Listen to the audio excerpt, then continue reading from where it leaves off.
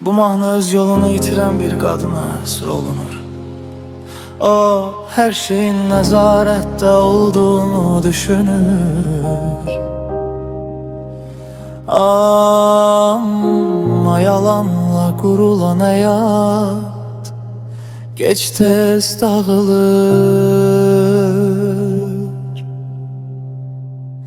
O, güzgüyə baxır, özünü tanımır.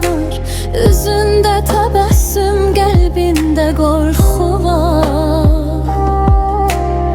Ana inanır, ata xəbərsizdir. Qohumlar susur, həqiqət gizlidir. Geceler başka, gündüzler başka üz. Her addımda bir yalan, biri bu benim hayatım deyip geçir. Ama her seçim ruhunu azaldır. Unudur ki yalanın sesi var. Gece susar, vicdan danışar.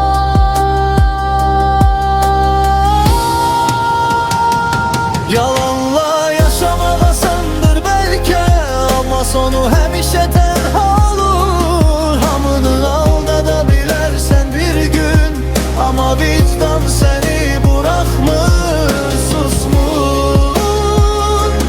Həqiqət gecikir ama gelir. Qaçdığın yol seni terk edir. Yanağır günah uşağın karşısında, ona susmağı öğretmek yalan adına.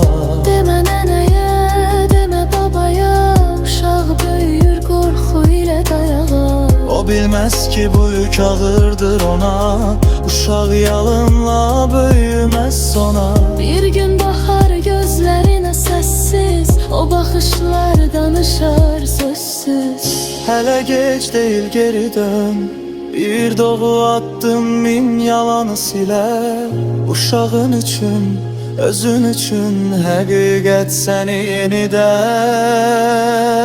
dirildər. Yalanla yaşamak asandır belki, ama sonu həmişə tənha olur. Hamını aldadabilirsen bir gün, ama vicdan seni bırakmır, susmur.